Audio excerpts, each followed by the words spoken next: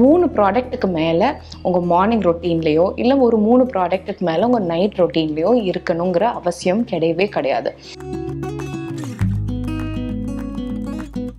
நமக்கு வந்து ஒரு காலையில் வந்து ஒரு எக்ஸாம் முன்னாடி பார்த்தோம் அப்படின்னா வாயெல்லாம் வறண்டு லிப்ஸ் எல்லாம் சாப் ஆகி இருக்கும். அதுவுமே is a reflection of your stress. Moisturiser வந்து நம்மளுடைய பேரியர் லேயர் போய் திரும்பியும் வந்து செட்டில் இன் படுத்தும்.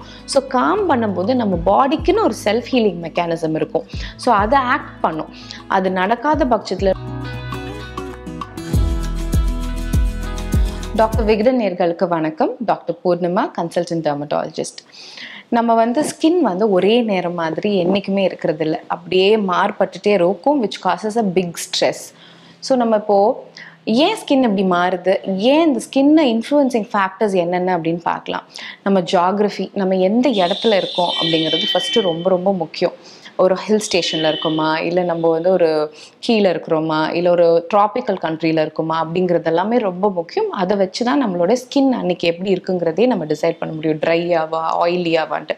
இன்னொன்று வந்து நம்ம கிளைமேட், சம்மர், வின்டர், நம்ம ஹார்மோனல் சேஞ்சஸ், நாள் நம்ம என்ன சாப்பிட்டோம், என்ன க்ரீம் போட்டோம், எவ்வளோ தண்ணி குடித்தோம், எவ்வளோ தூங்கியிருக்கோம். ஸோ இந்த மாதிரி வேரியஸ் ஃபேக்டர்ஸ் இருக்குது நம்ம ஸ்கின்னை இன்ஃப்ளூயன்ஸ் பண்ணுறதுக்கு.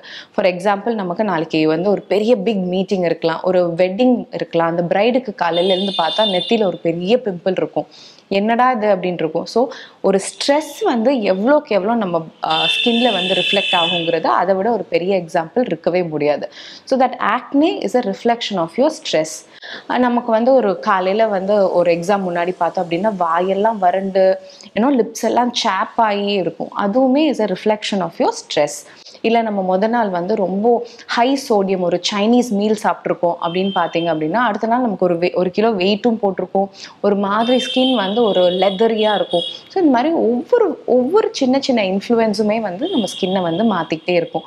ஸோ சில நாளெல்லாம் there are good skin days, good hair டேஸுங்க மாதிரி ஸ்கின் அவ்வளோ ஹைட்ரேட்டடாக, அவ்வளோ ப்ளம்பாக, அவ்வளோ ரொம்ப ரேடியண்ட்டாக க்ளோயியாக இருக்கிற நாட்களும் உண்டு. ஸோ அது வந்து நம்மளுடைய பீரியட்ஸ் இருக்குது இல்லையா, ஸோ அதுவுமே வந்து ஃபார் விமன் எஸ்பெஷலி நம்மளுடைய மிட் டே அந்த ஈஸ்ட்ரஜன்ஸ் எல்லாம் ரொம்ப கரெக்டாக ஹார்மோனல் எஃபெக்ட் இருக்கும்போது ஒரு க்ளோ இருக்கும். அதுவே 2 to 3 days before your periods பார்த்தீங்க அப்படின்னா ஃபுல்லாக ஆக்னே பிரேக் அவுட் இருக்கும். ஸோ ஹார்மோனல் இன்ஃப்ளூயன்ஸுங்கிறது ரொம்ப ரொம்ப ரொம்ப ரிஃப்ளெக்ஷன் ஆன் யோர் ஸ்கின். இப்போ டயபெட்டிக் பேஷண்ட்லாம் பார்த்தீங்க அப்படின்னா அவ்வளோ ட்ரையாக இருக்கும். ஸோ இதெல்லாமே இன்ஃப்ளூயன்ஸ் ஆஃப் யுவர் அன்றாட வேலைகள், அன்றாட எலிமெண்ட்ஸு, உங்கள் ஹார்மோன், உங்கள் சாப்பாடு, தண்ணி, தூக்கம், all this is an influence. So இதை எப்படி நம்ம பேலன்ஸ் பண்ணிக்கலாம், இது எப்படி நம்மளை அஃபெக்ட் பண்ணாமல் பார்த்துக்கலாம் அப்படின்னா ஒரு ஃபுல் ப்ரூஃபான ஸ்கின் கேர் ரொட்டீன் வச்சுக்கிறது ரொம்ப ரொம்ப முக்கியம். ரொம்ப இந்த நம்ம நேச்சுரல் லிப்பிடையும் நேச்சுரல் பேரியரையும் அஃபெக்ட் பண்ணாத அளவுக்கு இருக்கணும். புது ப்ராடக்ட்ஸை வந்து நீங்கள் வந்து ட்ரை பண்ணும்போது, எஸ்பெஷலி ஒரு புதுசாக ஒரு ஏரியாவுக்கு போகும்போது, இப்போ ஒரு வின்டர் கண்ட்ரிக்கு நீங்கள் போகிறீங்க, அதுக்கு நாள் வந்து ஒரு எக்ஸ்ட்ரீம் பீல் பண்ணிட்டு போகக்கூடாது. That will severely damage your skin. So ஒரு புது விஷயம் ட்ரை பண்ணணும் அப்படின்னா ஒரு நல்ல நீங்கள் எப்போவுமே இருக்கிற ஒரு ரிலாக்ஸ்டான ஒரு வீக் இருக்குது, எனக்கு இன்றைக்கி யூஸ் பண்ணி இன்னும் ஒரு 1 வீக்குக்கு அப்புறம் தான் அந்த பிக் டே, அந்த மாதிரி இருக்கிற மாதிரி தான் ஒரு பீலோ ஒரு புது ஸ்கின் ட்ரீட்மெண்ட்டும் நீங்கள் ட்ரை பண்ணணும். அண்ட் புது ப்ராடக்ட் ஒன்று ட்ரை பண்ணும்போது don't combine it with a lot of other products. So இந்த மாதிரி சின்ன சின்ன விஷயங்கள் வந்து நம்ம ஞாபகம் வச்சுக்கிறது ரொம்ப முக்கியம். இந்த ஃபுல் ப்ரூஃப் ஸ்கின் கேர் ரொட்டீன்னா என்ன அப்படின்னா மினிமல் ஸ்கின் கேர் ரொட்டீன். 3 ப்ராடக்ட்டுக்கு மேலே உங்கள் மார்னிங் ரொட்டீன்லேயோ இல்லை ஒரு 3 ப்ராடக்ட்டுக்கு மேலே உங்கள் நைட் ரொட்டீன்லேயோ இருக்கணுங்கிற அவசியம் கிடையவே கிடையாது. So these are few things that you have to keep it in mind. எவ்வளோக்கு எவ்வளோ ப்ராடக்ட்ஸ் அதெல்லாம் பற்றி பேசணுமோ இப்போ ஸ்லீப் பற்றி பேசலாம். ஸ்லீப் வந்து அது வந்து ஃபார் நோ ரீசன் சும்மாலாம் வந்து அந்த பியூட்டி ஸ்லீப் அப்படின்னு சொல்கிறது கிடையாது. When you go to a very deep sleep, ஒரு 6 to 8 மணி நேரம், அதுவும் ரைட்டான டைமில். நான் காலையில் 12 மணி நேரம் தூங்குறேன் மேடம் அப்படின்னு தான் வந்து சொல்லுவாங்க, கிடையாது. So 9 to 4 is a great time to sleep. அதுக்காக நீங்கள் 9க்கு தூங்கி 4 மணிக்கு எந்திரிக்கணுங்கிறது இல்லை. But that is the time when your body வந்து ஒரு ரெப்ளனிஷிங், அதாவது சர்வீஸ்க்கு விட்ட மாதிரி இருக்கும் ஹோல் பாடியுமே. உங்களுடைய ஹார்மோன்ஸ் வந்து அப்போ தான் நீங்கள் ஒரு இருட்டான ஒரு காமான என்விரான்மெண்ட்டில் இருக்கும்போது தான் மெலட்டோனின் சுரக்கும்.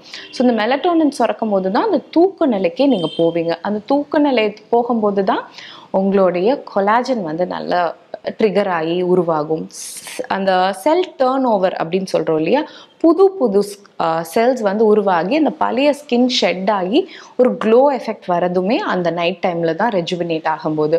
உங்களுடைய ட்ரான்ஸ் எபிடர்மல் வாட்டர் லாஸ் அப்படின்னு சொல்லுவோம். நீங்கள் சரியாக தூங்கலை அப்படின்னா நிறைய வாட்டர் வந்து எஸ்கேப் ஆகும். ரொம்ப காலையில் எழுந்திரிக்கும் போது ட்ரையாக வறண்டு எழுந்திருப்பீங்க. ஸோ இதெல்லாம் அவாய்ட் பண்ணணும் அப்படின்னா ஒரு குட் நைட் ஸ்லீப் வந்து ரொம்ப ரொம்ப ரொம்ப எசென்ஷியல்.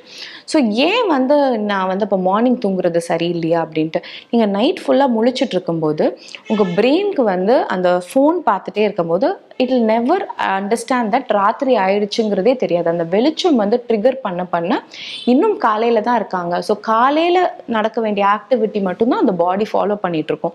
ஸோ அந்த ரெஸ்ட்டும் ரெக்கவரியும் ரெஜுவினேஷனும் நடக்கவே நடக்காது. ஸோ அந்த நீங்கள் கேட்குற ஒரு ஹாப்பி ஹெல்த்தி க்ளோயிங் ஏஜிங்கே ஆகாத பிம்பிளே வராத ஸ்கின் நமக்கு அப்புறம் கிடைக்காமே போயிடும். எவ்வளோக்கு எவ்வளோ ஸ்லீப் பற்றி பேசணுமோ இப்போ ஒவ்வொரு ட்ரெண்டுக்கு ஏற்றாப்படி ஒவ்வொரு டயட்டு, டீடாக்ஸ் டயட் அப்படின்னு சொல்லி ஒரு நாள் ஃபுல்லாக ஜூஸ் குடிக்கிறாங்க, ஒரு நாள் ஃபுல்லாக வந்து வெறும் ஒரு பர்டிகுலர் குரூப் ஆஃப் ஃபுட் மட்டும்தான் சாப்பிட்றாங்க, கார்போஹைட்ரேட்ஸை கட் பண்ணிடுறாங்க, ஒரு நாள் ப்ரோட்டீன் மட்டும் எடுத்துடுறாங்க, வெறும் ஃபேட் மட்டும் சாப்பிட்றாங்க. ஸோ இந்த மாதிரி ரொம்ப கிராஷ் ஒரு லாஜிக்கே இல்லாத டயட்ஸ் பண்ணும்போது என்ன ஆகும் அப்படின்னா உங்கள் ஸ்கின்னும் உங்கள் ஹேரும் வந்து அப்படியே முடி உதிர்வு வந்து பயங்கரமாக பார்க்க முடியும். ஏன்னா நம்மளுடைய மசில் லாஸ் நிறைய இருக்கும். நம்ம எய்ம் பண்ணுறது ஃபேட் லாஸ். அந்த ஃபேட் லாஸோட ஃபேட் கம்மியாக போகும், மசில் சீக்கிரமாக இதுவாகும். ஸோ ப்ரோட்டீன் லாஸ் வந்து ரொம்ப ஜாஸ்தியாக இருக்கும்போது முடியும் ஸ்கின்னும் எல்லாமே வந்து அதோடைய மாலிகுலர் லெவலில் பார்த்தா ப்ரோட்டீன் தான் அதோட பேஸ். ஸோ நம்ம அதுக்கேற்ற எல்லா ஃபுட் குரூப்பையும் மிக்ஸ் பண்ணி ஒரு பேலன்ஸ் டயட்டாக சாப்பிடும்போது you will be replenishing your nutrients கரெக்டாக. ஸோ நீங்கள் இதெல்லாம் கிராஷ் டயட் பண்ணும்போது என்ன ஆகும், உங்கள் ஒரு பிளட் டெஸ்ட் எடுத்து பார்த்தாலே தெரியும் B12 வந்து ரொம்ப கம்மியாக இருக்கும். வைட்டமின் D சும்மாவே எல்லாருக்கும் கம்மியாக இருக்குது, அது ரொம்ப கம்மியாக இருக்கும். ஃபெரிட்டின் லெவல்ஸ் ரொம்ப ரொம்ப கம்மியாக இருக்கும். ஸோ நீங்கள் என்ன பண்ணலாம் அப்படின்னா சின்ன சின்ன விஷயங்கள், வாரத்தில் 3 நாள் கீரை, நான் வெஜிடேரியனாக இருந்தால் ஆர்கன் மீட், இந்த மாதிரி விஷயங்கள் எல்லாம் வந்து ஒரு பர்டிகுலர் ஒரு ஃபார்மேட்டில் ஒரு ஃபுட் பிளானிங்கோடு பண்ணும்போது வி கேன் அவாய்ட் இந்த கிராஷ் டயட்டிங்கோட ஹார்ம்ஃபுல் எஃபெக்ட்ஸை பாடியிலேருந்து வி கேன் அவாய்ட். ஸோ இதுக்கு இந்த நைட்டில் சில பேர் வந்து கம்ப்ளீட்டாக கார்போஹைட்ரேட் இது பண்ணும்போது அந்த வாட்டர் லாஸ் இருக்கிற அந்த சின்ன வெயிட் லாஸை வந்து ரொம்ப அந்த கிராட்டிஃபிகேஷனுக்காக என்ஜாய் பண்ணுவாங்க. அந்த மாதிரி பண்ணி வெயிட் லாஸ் பண்ணுங்கிற அவசியம் கிடையாது. So just stick to a balance diet that will give a lot of ஒரு wholesome effect on your skin and hair. இவ்வளோ நேரம் நம்ம வந்து எப்படி மெயின்டைன் பண்ணிக்கலாம் அப்படின்னு பார்த்தோம். ஸோ இதெல்லாம் தாண்டி ஒரு பிம்பிள் வருது நமக்கு, ஆர் ஒரு எக்ஸிமாவோ ஒரு ட்ரைனஸ் வருது அப்படின்னா நம்ம என்ன பண்ணணும் அப்படிங்கிறது, நீங்கள் ஏற்கனவே ஒரு ஆக்னே ப்ரோனான பர்சனாக இருந்தீங்க அப்படின்னா உங்கள் டாக்டர்கிட்ட ஏற்கனவே ஒரு சின்ன ரொட்டீன் மாதிரி ஒரு சார்ட் அவுட் பண்ணி எழுதி வச்சுக்கோங்க. ஸோ பிம்பிள் வரும்போது there are so many creams, ஒரு பென்சைல் பெராக்சைடும் அடாப்ளின் காம்பினேஷன், அந்த க்ரீம்ஸ் எல்லாம் என்ன ஆகும்னா ஒரு சின்ன டேப் பண்ணும்போதே அடுத்த நாள் வந்து சப்சைட் ஆகிடும். அந்த பாக்டீரியல் ஆக்டிவிட்டியை முன்னாடியே நம்ம ஸ்டாப் பண்ணும்போது ஸ்கார் ஆகுறது, குழி விட்டுட்டு போகிறது, பிக்மெண்டேஷன் ஆகுறது நடக்காது. அதை விட்டுட்டு கீழ்றதும், டூத் பேஸ்ட் வைக்கிறதும், இல்லை வந்து அது மேலே மஞ்சள் சந்தனம் வைக்கிறதும், இல்லை அது மேலே ஒரு ஹார்ம்ஃபுல்லான இந்த மண் கிளே பேஸ்ட் க்ரீம்ஸ் அதெல்லாம் வச்சு அதை டேமேஜ் பண்ணுறது வந்து வெரி வெரி பேட் அட்வைஸ். இன்னொன்று வந்து ஒரு எக்ஸிமா வருது, இல்லை ஒரு அரிப்பு தன்மை, ஒரு ட்ரைனஸ் வருது அப்படின்னா எப்போவுமே ஒரு மாய்ஸ்சரைசரை ஸ்லாதர் பண்ணி give it a weeks time. அதுக்கப்புறம் ஏதாவது அப்படின்னா நீங்கள் உங்கள் டாக்டர் அணுகி பாருங்கள். அந்த காமிங் எஃபெக்ட்டுக்கு ஒரு நல்ல அதாவது ஏன் மாய்ஸ்சரைசர் எல்லாத்துக்கும் மாய்ஸ்சரைசர் தீர்வா அப்படின்னு பார்த்தா, மாய்ஸ்சரைசர் வந்து நம்மளுடைய பேரியர் லேயரை போய் திரும்பியும் வந்து செட்டில் இன் படுத்தும். ஸோ காம் பண்ணும்போது நம்ம பாடிக்குன்னு ஒரு செல்ஃப் ஹீலிங் மெக்கானிசம் இருக்கும். ஸோ அதை ஆக்ட் பண்ணும். அது நடக்காத பட்சத்தில் ரொம்ப பெருசாகிட்டே போகுது, ரணம் ஜாஸ்தி ஆகுது, ஒரு ரெட்னஸ் இருக்குது, வலி இருக்குது, வீக்கம் இருக்குது அப்படின்னா டெஃபினட்டாக உங்கள் டாக்டர் அணுகிறது தான் is the right thing to do. So on the whole பார்த்தோம் அப்படின்னா அவாய்ட் நீங்களே செல்ஃபாக மெடிக்கேட் பண்ணிக்கிறதும், செல்ஃப் ஹோம் ரெமெடிஸுங்கிற பேரில் இந்த harmful harsh vitamin C paste, அதாவது லெமன், லவங்கம் ஆயில், இந்த மாதிரி ஸ்பைசஸ் எடுத்து அந்த இடத்துல வைக்கிறதும் அவாய்ட் பண்ணிக்கிறது ரொம்ப முக்கியம். ஏன்னா நீங்கள் இதெல்லாம் டேமேஜ் பண்ணி வரும்போது ட்ரீட் பண்ணுற நாட்களும் டைமும் ரொம்ப கஷ்டமாயிடும். That is number 2. இன்னொரு காமன் ட்ரெண்ட் ஏதாவது நடந்தது அப்படின்னா ஆலோவேரா ஜெல். நான் நேச்சுரல் நேச்சுரலாகவே அந்த ஆலோவேராவை எடுத்து அது மேலே போட்டேன் மேடம் அப்படின்னு சொல்லுவாங்க. சரி, ஆலோவேரா வந்து டெஃபினட்டாக அதில் ஒரு காமிங் ஏஜென்ட் இருக்க தான் செய்யுது.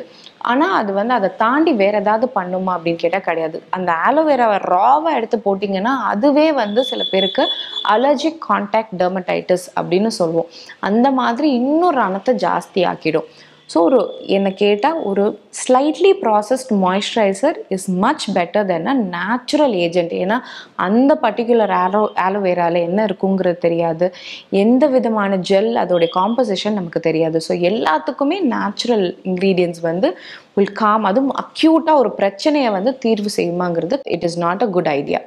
So aloe vera gel on a regular basis நீங்கள் எடுக்கிறீங்க, நீங்கள் ஒரு ஜெல் பேஸ்டாக யூஸ் பண்ணிக்கிறீங்க, உங்கள் மாய்ஸ்சரைசரோட கம்பைன் பண்ணிக்கிறீங்க, ஒரு சின்ன கூலிங் பேக்காக யூஸ் பண்ணிக்கிறீங்கன்னா ஆல் தட் இஸ் வெல்கம்.